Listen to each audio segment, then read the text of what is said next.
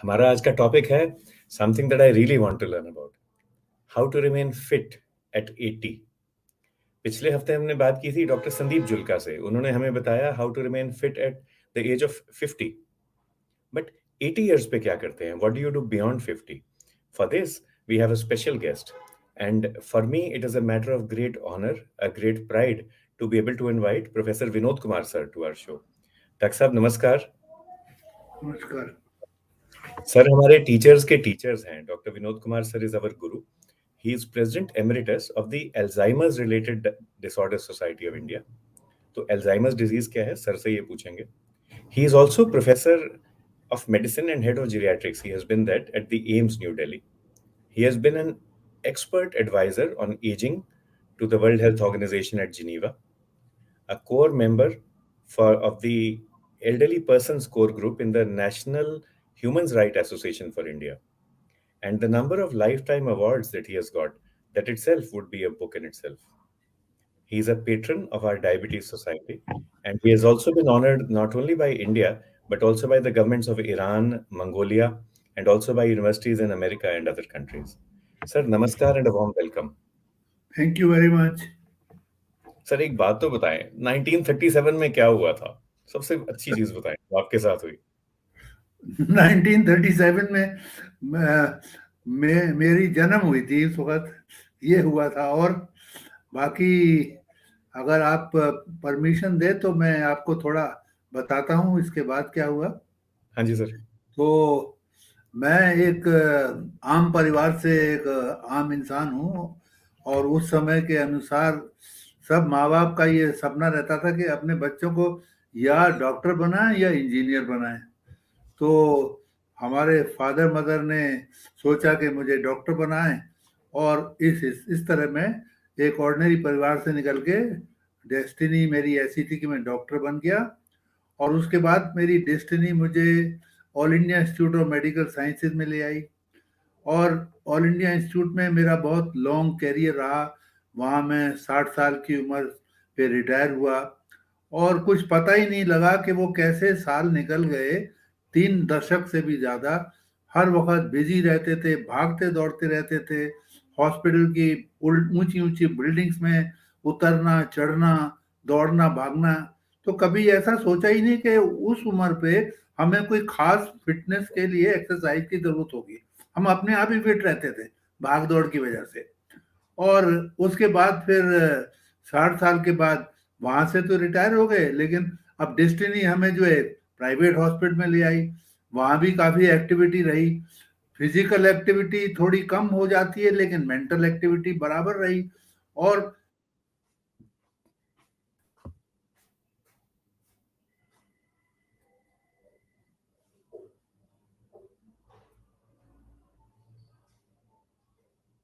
शायद कनेक्शन में गड़बड़ हो गई है सर के। But doctor Vinod Kumar sir is one of the senior most doctors in the country. And 1937 में दो चीजें हुई बहुत बढ़िया। एक तो डॉक्टर विनोद कुमार सर आए दुनिया में, एंड दूसरा रतन टाटा। तो, sir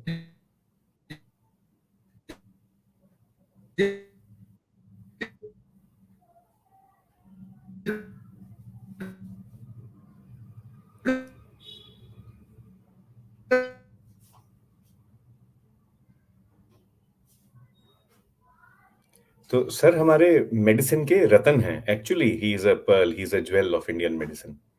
We'll wait for sir to come back, but in the meantime, I'd like to welcome everybody who has joined. Aruna Tyagi ji हैं, करुणा प्रमोद मैडम हैं, सविता बुटानी मैडम हैं। Sir you are back. ये मैं अपने आप ही चला गया, अपने आप ही आ गया, पता नहीं। खैर सर एनीवे, तो उस वाणी बस की निशानी है सर। हाँ, तो उसके बाद फिर वो प्राइवेट हॉस्पिटल में 20 साल काट दिए। अब अभी भी वहीं थे, लेकिन कोरोना ने हमें मजबूर कर दिया घर पे रहना। लेकिन इस 20 साल में भी हमें ऐसा कभी लगा नहीं कि रिटायर हो गए। अपनी वॉकिंग वगैरह करते रहते थे, थोड़ी बहुत एक्सरसाइज भी करते रहते थे, लड़कों को पढ़ाते भी रहते थे। लेकिन पिछले 2 साल में जब से कोरोना हुआ है और जब से हम घर में बैठे हैं, तो हमें पहली बार महसूस हुआ कि रिटायरमेंट होता क्या है। और ये रिटायरमेंट के टाइम पे ये एक बड़ा एंजॉयबल पीरियड है। इसमें आप अपनी नौकरी की रिस्पॉन्सिबिलिटी से हट के बहुत सारे दूसरे काम कर सकते हैं, और इसका अपना मजा और ही है। तो ये मेरा एक छोटा सा इंट्रोडक्शन है, और इसके आगे मैं आपको दरखास्त करूंगा कि आप प्रोग्राम में जो भी करना चाहें बताइए। Sir, so many people logged in. Madam Aruna ji, Savita ji, Karuna ji, सब आपको नमस्कार कर रही हैं। एंड जैसे आप शब्द इस्तेमाल करते हैं super ager, we have other super agers also with us. Doctor Ramesh Pal Singh Pawar हैं, sir is a paediatrician. Doctor R S Chaudhary sir हैं, sir is a senior surgeon from Karnal. And we also have young India with us. Gariga is with us from Hyderabad, he is an aspiring artist. And then the middle aged people are also there, like the young at heart, Anamika ji, Nirmala ji. From Afghanistan, Dr. Noor Aga Danish is with us, and we'll talk about andropause. I think, Noor, we have had a program on andropause earlier, and we'll have more in the days to come. And Vinod Patel ji, I think, is logged in from the US because he says good morning to you, sir. Sir, एक question है सबके मन में, सबके जहन में, and that is, what does fitness mean? Fitness and health, are they the same thing, sir? पहले तो मैं सब लोगों को वेलकम कर दूं जो इस प्रोग्राम को सुन रहे हैं, मेरे हम उम्र के super agers, middle aged, young लोग, and from far and wide. तो मुझे बहुत खुशी है कि हम सब उनका भी एक्सपीरियंस का लाभ उठा सकते हैं। और जहाँ तक आपके सवाल का है कि भाई फिटनेस क्या है, तो फिटनेस जो है वो एक तरह से हमारी फिजिकल बॉडी से ताल्लुक रखती है। मतलब ये है कि फिजिकल फिटनेस का मतलब ये है कि आप जो काम करना चाहते हैं अपनी उम्र के हिसाब से वो आप आसानी से कर लेते हैं, आपको कोई दिक्कत नहीं होती है, आप अपने को फिट महसूस होते हैं। जैसे आपको बाजार जाना है, कुछ ग्रोसरी लानी है, कुछ फ्रूट्स लेके आने हैं थैले में, तो आप कर लेते हैं। आप सैर करना चाहते हैं, थोड़ी ब्रिस्क वॉकिंग भी करना चाहते हैं, आप कर लेते हैं। ये तो हो गई फिजिकल फिटनेस। लेकिन हेल्थ के बारे में जो आपने पूछा कि हेल्थ किसे कहते हैं, हेल्थ जो है उसका फिजिकल फिटनेस एक पार्ट है। हेल्थ जो है वो एक ब्रॉडर सब्जेक्ट है। हेल्थ में जो है फिजिकल हेल्थ के अलावा आपकी साइकोलॉजिकल हेल्थ है, कॉग्निटिव हेल्थ है, सोशल हेल्थ है, फाइनेंशियल हेल्थ है, स्पिरिचुअल हेल्थ है। तो health is a broad subject जिसके अंदर हमारा ब्रेन, माइंड, इमोशंस और सब चीजें इन्वॉल्व है। अगर आप हर डायमेंशन में कंटेंटेड हैं तो you are having a good health. और दूसरी बात ये भी बताना चाहूंगा कि फिजिकल फिटनेस के लिए हेल्थ के बाकी कंपोनेंट्स भी होना जरूरी है। हालांकि प्राइमरीली फिजिकल फिटनेस जो है वो फिजिकल बॉडी से ताल्लुक रखती है।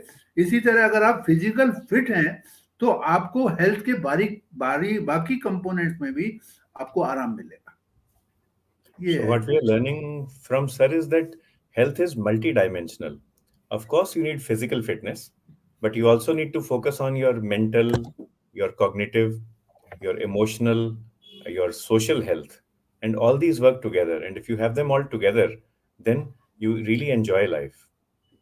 Sir, there is a question from Gariga who says, Professor, sir, you have seen so many things in your experience. Where do you feel the younger generation is going wrong in terms of health and fitness? What should we avoid?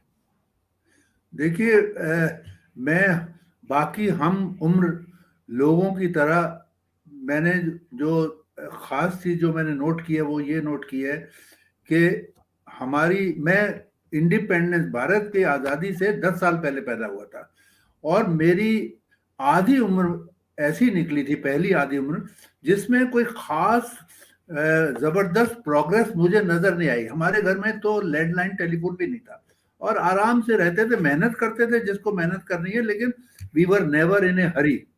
और हम लोग खूब चलते फिरते थे। बचपन में ही हमने गुल्ली डंडा भी खेला है और पता नहीं कहाँ पिट्टू खेला है, खो खो खेला है, खूब दौड़ते भागते रहते थे। लेकिन मैंने ये देखा कि आधी उम्र के बीत जाने के बाद, खासतौर से 90s के शुरू में, एक प्राइवेटाइजेशन शुरू हुआ जिसमें इंडस्ट्रियलाइजेशन हुआ और लोगों की आकांक्षाएं बढ़ गई, इनकम बढ़ गई, कंपटीशन बढ़ गया, और ऐसा लगने लगा कि हर इंसान जो है बड़ी हरी में है, उसके पास टाइम नहीं है और कुछ सोचने का सिवाय अपने कैरियर बनाने का, अपनी इनकम बढ़ाने का। उसमें क्या हुआ कि उससे बीमारियां और तरह की शुरू हो गई। और ये बड़े पैराडॉक्सिकल है कि पिछले 50-60 साल में उम्र तो बढ़ी है लोगों की, एवरेज एज ज्यादा बढ़ी है, लेकिन बीमारियां भी बढ़ी हैं। तो ये पूछना, हर एक आदमी ये पूछेगा भाई बीमारियां बढ़ रही हैं तो उम्र कैसे बढ़ रही है? उसका आंसर ये कि पहले जो लोग मरते थे वो इन्फेक्शियस डिजीज से मरते थे, टीबी बहुत हो जाती थी मिडिल एज में। आजकल जो है लाइफ स्टाइल डिजीजेज है। तो यंग एज में आजकल क्या हो रहा है कि उनके पास एक्सरसाइज करने का टाइम नहीं है। जिनके पास टाइम है वो उनकी नेचुरल एक्सरसाइज नहीं होती, धूप में नहीं बैठते, बल्कि वो जिम वगैरह चले जाते हैं और वेट उनका बढ़ जाता है, खाने पीने का ध्यान नहीं रखते, तो उनको और तरह की बीमारी हो जाती है। 35-40 साल की उम्र में कई लोग ओवरवेट हो जाते हैं, ओबीस हो जाते हैं, डायबिटीज शुरू हो सकती है, हाई ब्लड प्रेशर शुरू हो जाता है, और उम्र बढ़ते बढ़ते हार्ट की तकलीफ भी हो सकती है, और उसी सिलसिले में जो ज्यादा उम्र हो जाती है डिमेंशिया भी हो जाता है, और इसी खान पान का ताल्लुक कैंसर से भी है। ये सारी बीमारियां पहले मेरी पहली आधी उम्र में ये बहुत कम सुनाई देती थी, अब ये बहुत ज्यादा सुनाई देती थी। तो ये फर्क हो गया है यंग और आजकल की पीढ़ी के लोगों में। So, what we are learning from Sir is that earlier the life expectancy was less. People would die earlier because of infectious disease, maybe because of malnutrition. We have overcome these challenges and now we are living longer, but that does not necessarily mean that we are living healthier. We are living with diseases and so many diseases. Sir ने इतनी सारी बीमारियों की बात की, diabetes, blood pressure, cancer, ये सब चीजें, जोड़ों की दर्द भी होती है. So if we can come to these one by one, sir, our topic for today is how to remain fit at 80. And more people also logged in. Prem Ahuja ji hain, Vivek Mudgal ji hain, Shweta Mishra ji, and Awadh Kishore Rathod ji. So if we can talk about different aspects of health one by one. Sir, you just used the word dementia. And then you are president of the Alzheimer's Society, Alzheimer's Disease Society. Sir, dementia क्या होता है? Alzheimer's क्या होता है? And doctor R S Chaudhary sir हैं करनाल से, वो पूछ रहे हैं how can I prevent this. Dementia को हिंदी में कहते हैं भूलने की बीमारी, याददाश्त से संबंधी बीमारी इसको कहते हैं। मैं बड़े सिंपल वर्ड्स में बता रहा हूँ। और इस बीमारी में क्या होता है कि याददाश्त के अलावा हमारे मेंटल फंक्शंस भी धीरे धीरे शिथिल होते चले जाते हैं। जैसे हमें लैंग्वेज की प्रॉब्लम है, हमें क्या बोलना है, किस टाइम पे क्या बोलना है, वो हमें उसकी अकल नहीं रहती। दूसरा क्या बोल रहा है हमसे, हमें सुनाई तो सब दे रहा है, लेकिन हमें समझ नहीं आ रहा कि वो क्या बोलने का मतलब समझा रहा है। इसी तरह हमें कोई काम करना है, मान लीजिए हमें अपना टूथपेस्ट सुबह टूथब्रश करना है, तो एक बीमारी में एक ऐसा टाइम आ जाता है जब ये तो मालूम है कि यहाँ पे टूथब्रश रखा है और टूथपेस्ट रखा है, लेकिन ये नहीं पता कि इस टूथब्रश से करना क्या है। टास्किंग पे बहुत फर्क पड़ जाता है। इसके साथ साथ जो है जब बाकी टास्कों पे भी फर्क पड़ जाता है तो आप अपना कोई भी काम करने में समर्थ नहीं रहते हैं। You start becoming dependent on people who are around you, that means on your family member. और ये बढ़ती चली जाती है बीमारी, इसका कोई इलाज आज तक पक्का इलाज नहीं निकला है, और ये बहुत ही खराब बीमारी है। इसमें अल्टीमेटली 3 साल, 5 साल, 10 साल के बाद डेथ हो जाती है। और इस बीमारी की वजह से जो आपके सगे संबंधी होते हैं उनको भी बहुत परेशानी होती है कि उनको आपका हर वक्त, हर मिनट उनको आपका ख्याल रखना पड़ता है। तो ये डिमेंशिया की बीमारी है और इसकी कई किस्में हैं, लेकिन जो सबसे कॉमन है उसको अल्जाइमर डिजीज कहते हैं।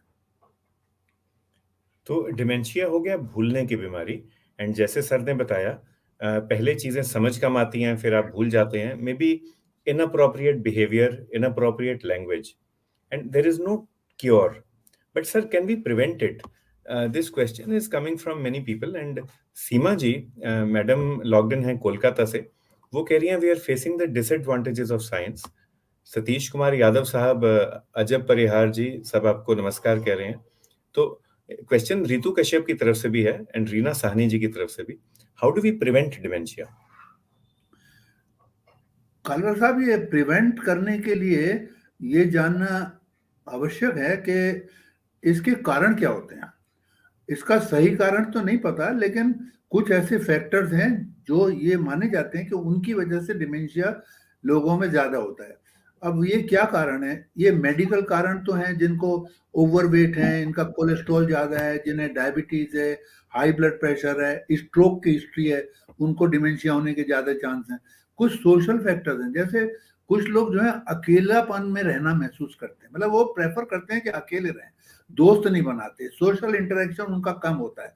ऐसे लोग जो होते हैं उनको भी डिमेंशिया होने की ज्यादा संभावना रहती है जब उनकी उम्र बढ़ने लगती है।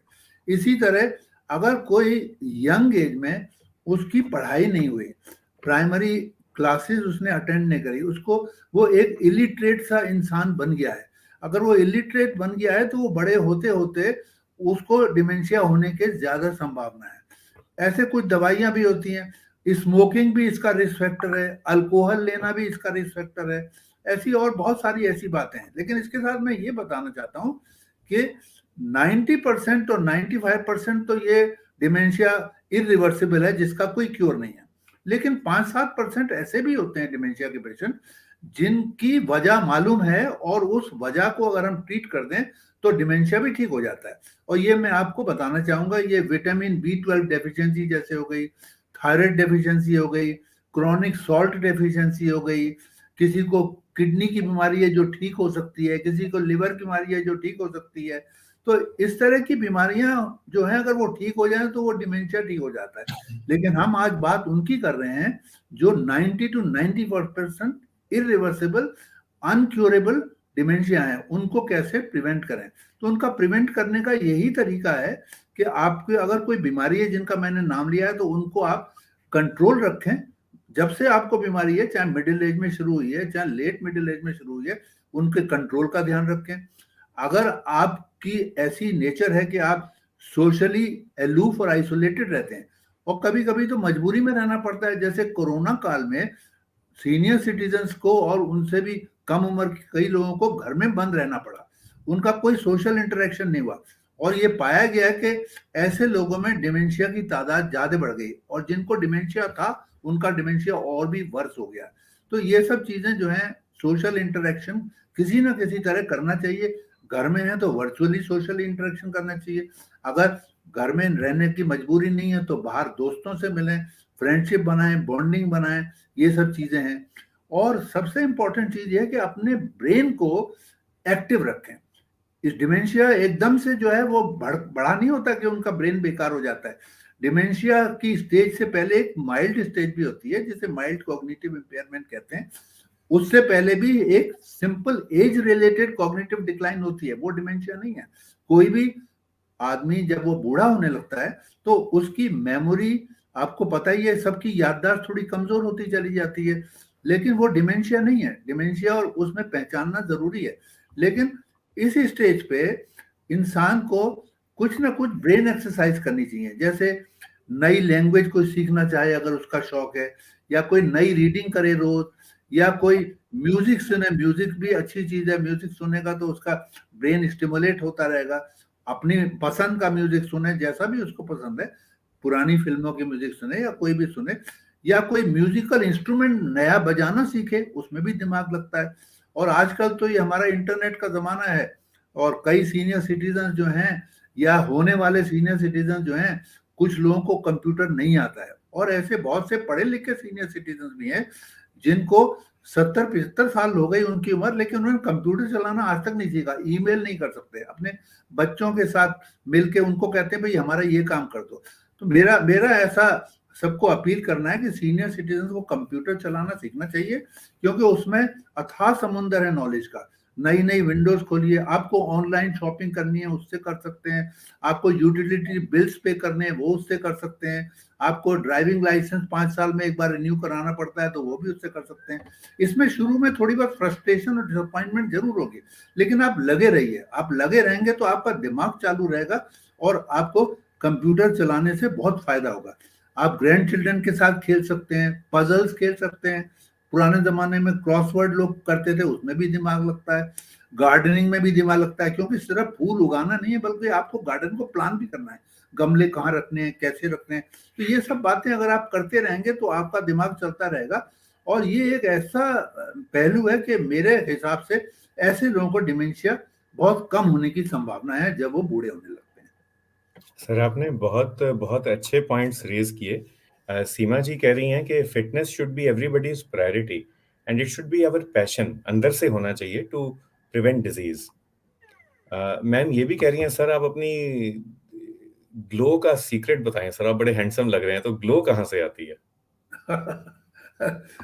मैंने इसके लिए कुछ नहीं किया है, ये सब भगवान की कृपा है, और थोड़ा बहुत जेनेटिक एलिमेंट भी होता है। मेरे माँ बाप की भी उम्रें अच्छी थी और वो आखिर तक एक्टिव रहे थे, तो यही है। बाकी तो हम जैसे जैसे प्रोग्राम बढ़ाते रहेंगे, हम इस बात को डिस्कस करते रहेंगे कि कैसे अपने को फिट रखा जाए, not only physically but also mentally and emotionally and spiritually. Sir हमने बात की थी 1937, तो 1937 में आप भी आए, रतन टाटा जी भी आए, and doctor Fatima Javed madam है, मैडम कराची से हैं। Madam has logged in and आपको आदाब कह रही हैं। Madam is editor of the journal of Pakistan medical association, and she single handedly runs this journal which is indexed in PubMed and which continues to be one of the topmost journals from South Asia. Madam has also been president of the WAMI, that is World Association of Medical Editors. So, ma'am, adab and thank you for joining the discussion. Sir जो आपने सारे points raise किए, allow me to sort of paraphrase them. एक लफ्ज है Mensa, शब्द है Mensa, MENSA। Mensa is a high IQ society. जिन लोगों का आईक्यू 150 से ऊपर होता है, जैसे सीमा जी हैं हमारे साथ logged in, doctor Vinod Kumar sir हैं, डॉक्टर फातिमा जावेद मैडम हैं, ये सब मेंसा ज्वाइन करते हैं। मेंसा से हमें याद आएगा how to fight dementia, MENSA, and let's do this one by one. M is for medical optimization. Sir ने कहा कि जो भी आपकी दिक्कतें हैं, ओवरवेट हुआ, थायराइड हुआ, डायबिटीज हुआ, उसका ख्याल रखें। M is also for medical screening, क्योंकि काफी सारे रिवर्सिबल कॉजेज ऑफ डिमेंशिया होते हैं, तो उनको ढूंढ लें। हो सकता है आपका सोडियम कम हो सकता है आपका थायराइड बढ़ा हुआ हो, मे बी आपका कॉर्टिसोल कम हो, तो टेस्ट भी होने चाहिए। M फॉर मेडिकल के बाद आता है E फॉर एजुकेशन, तो पढ़ाई करें। एंड पढ़ाई, sir, I read in the newspaper that 102-year-old lady in Kerala has just cleared her school exams. So are you aware of any other best practice? Anybody who has studied at the age of 80, 90? हाँ, ऐसे कुछ cases मैंने सुने हैं जिन्होंने 80 या 90 years की उम्र में PhD करी हुई है, तो ऐसे केसेस सुने हैं मैंने। ये भी जैसे सब पूछ रहे हैं, how can I avoid dementia, so this is something that you can do. E is for education and E is also for E literacy, जो सर ने देखो कितना फोकस किया। Sir has repeatedly said that you must learn how to use the computer, and that will open up a huge treasure house of information knowledge for you. M for medical, E for education and E literacy. N is for nutrition, अच्छा खाएं पिएं, इसके बारे में भी बात करते हैं। S is for social interaction, तो घर में बंद ना रहें, निकलें, social interaction करें। S, I guess sir, would also be for smiling, smile करते रहें। And S is also for social hobbies, try to find a hobby which you like.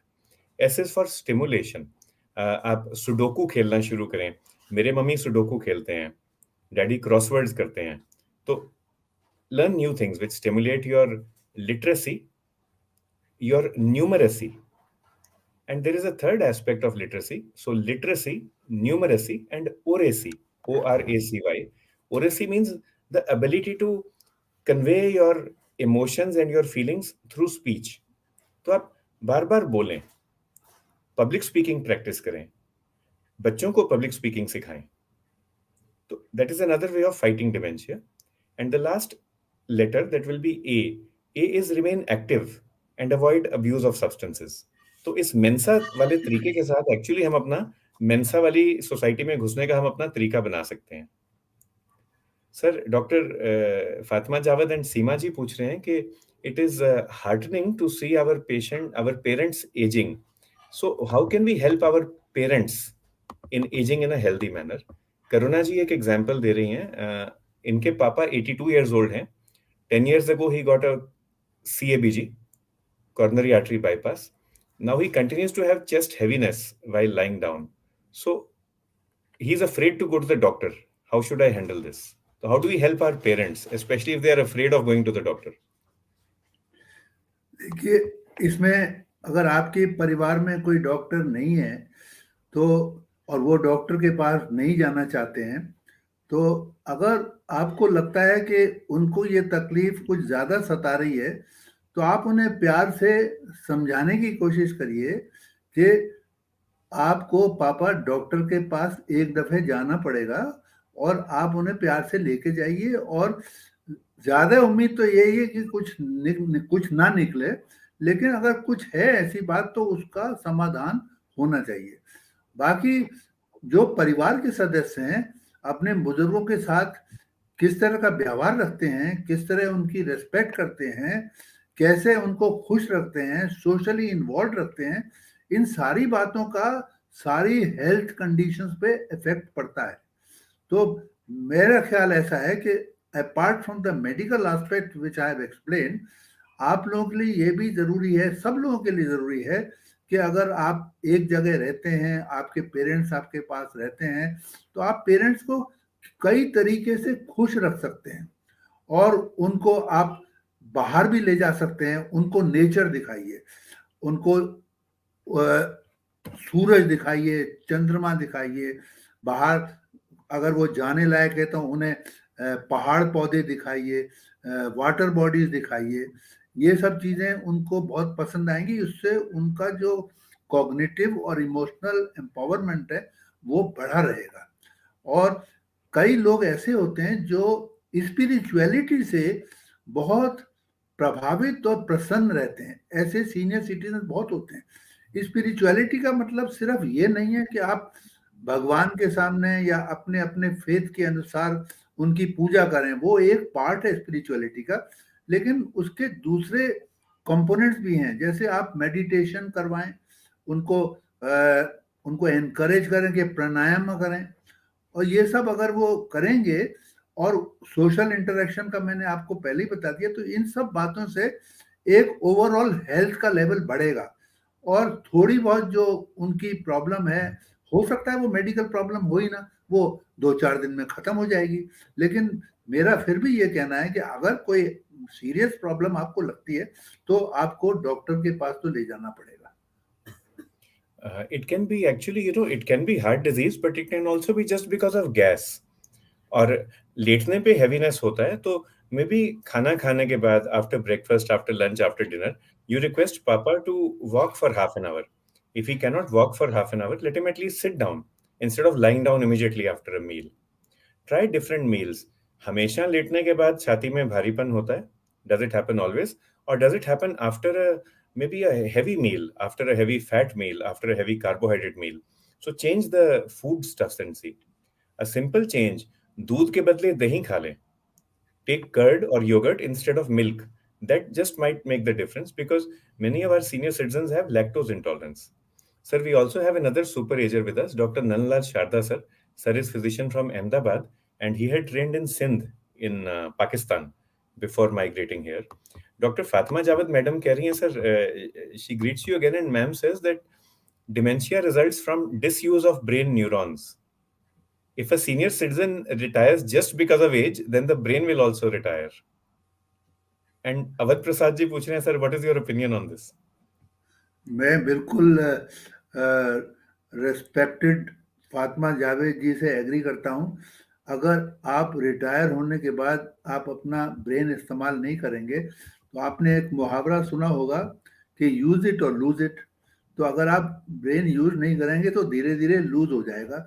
और एक चीज़ मैं ये भी बताना चाहता हूँ कि जो लोग ब्रेन अपना यूज़ करते रहते हैं, उनके ब्रेन की जो वॉल्यूम है, उनके ब्रेन का जो साइज है, उसका जो कम होना होता है उम्र के साथ, वो थोड़ा स्लोअर होता है। और जो लोग ब्रेन यूज नहीं करते, जिनकी ब्रेन एक्टिविटी कम होती है या शिथिल होती हैं, उनका ब्रेन का साइज थोड़ा ज्यादा तेजी से कम होता जाता है।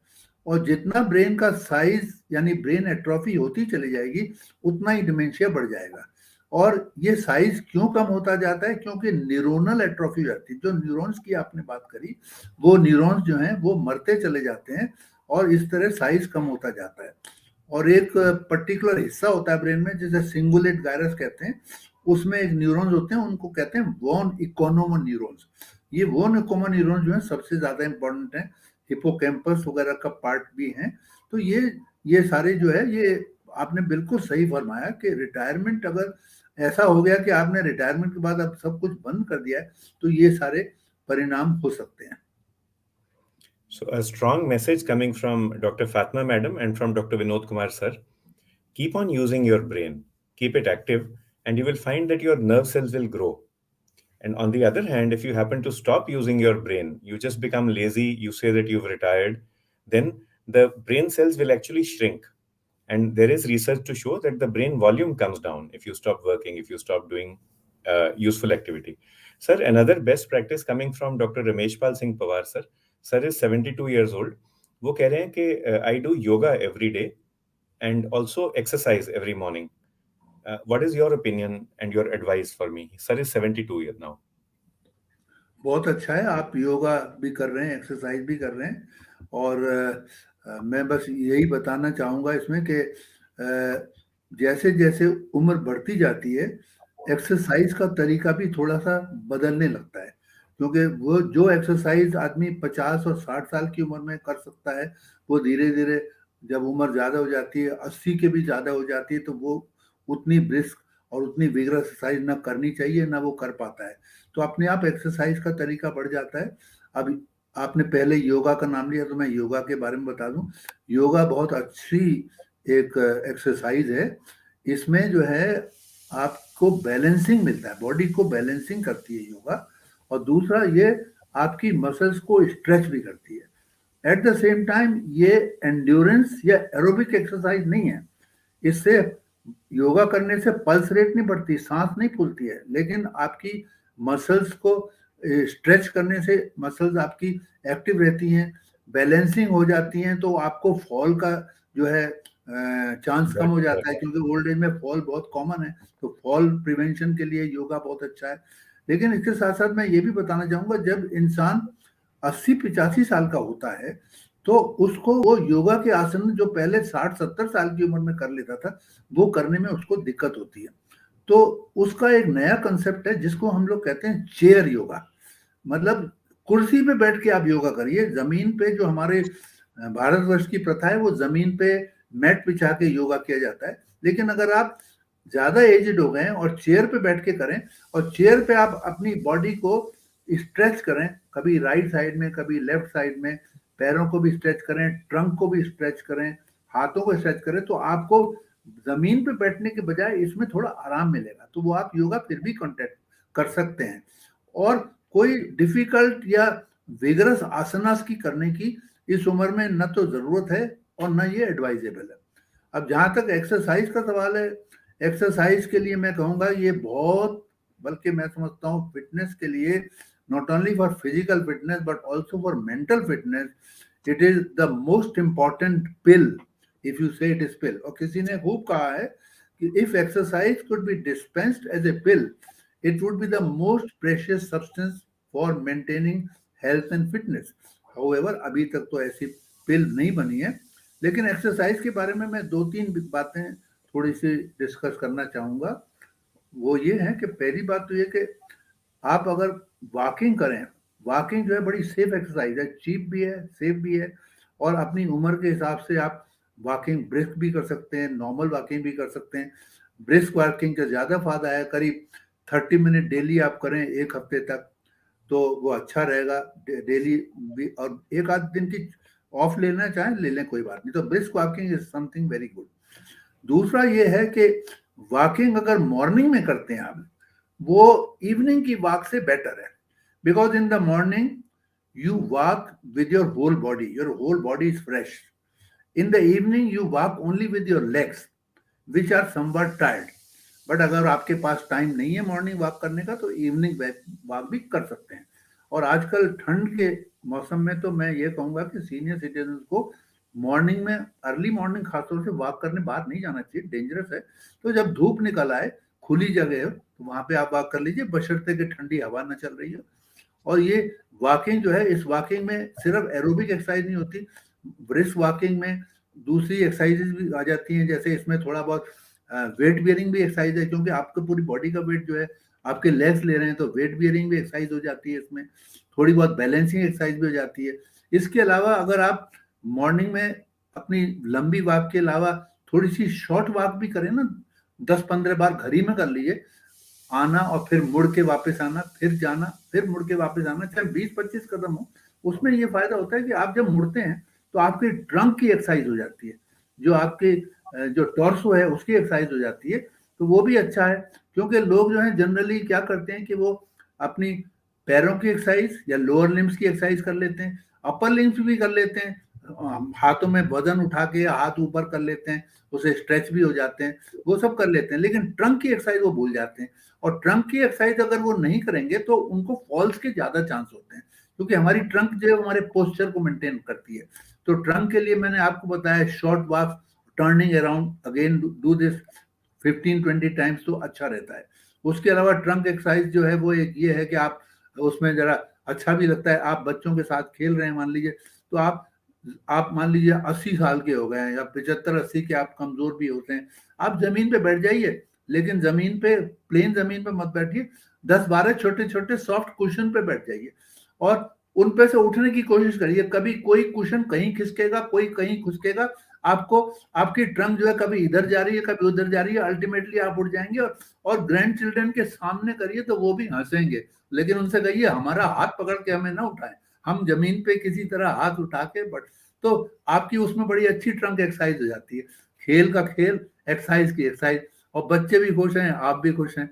और भी हैं बहुत सारी ट्रंक एक्सरसाइज, तो ये सारी एक्सरसाइज है, लेकिन मैं आपको वो अपर लिम्ब की, लोअर लिम्ब की सेपरेट एक्सरसाइजेज ज्यादा बताना नहीं चाहता हूँ। मेरे ख्याल में तो अगर 75-80 साल की है तो brisk walking is a golden exercise. बाकी अगर आपको आदत है घर का काम में हाथ बटाने की, और अगर आप मान लीजिए फ्लोर का मॉपिंग करते आ रहे हैं कुछ टाइम से, वो छोड़िए मत, फ्लोर मॉपिंग करिए। फ्लोर मॉपिंग बड़ी अच्छी एक्सरसाइज है। आप बैठ के भी अगर फ्लोर मॉपिंग नहीं कर सकते, खड़े होके आजकल लंबे लंबे स्टिक आ गए, उसमें वाइपर लगे, उससे करिए। उसमें आपके हाथ जो है थोड़े लंबे खींचते हैं, पैर भी थोड़े लंबे खींचते हैं, आप you are trying to reach places to mop, तो मॉपिंग भी अच्छा है। वही वैक्यूम क्लीनिंग से भी आप कर सकते हैं। अब 3 उसमें एडवांटेज हो गए, आपका काम भी हो रहा है, साफ सफाई भी हो रही है, आपकी बीवी भी खुश हो रही है कि मेरे काम का हाथ बट रहे हैं और तीसरा ये कि आपकी स्ट्रेचिंग एक्सरसाइजेज भी हो रही हैं। तो ये सारी बातें जो हैं वो एक्सरसाइज की जो मैं आपको बताना चाहता था। और लास्ट स्टेटमेंट मेरा यही होगा, those who do not find time to do exercise will soon find for illness. That is very well said, sir. If you are not able to find 30 minutes a day to exercise, sooner or later you will have to find 3 days or 3 weeks to be in the hospital. So you might as well prevent that. It's better to prepare and to prevent rather to repair later on. Sir, Seema ji एक point raise कर रही हैं about emotional fitness. She says that one of the reasons why some people age very fast is, and why they get emotional diseases if their children don't become successful.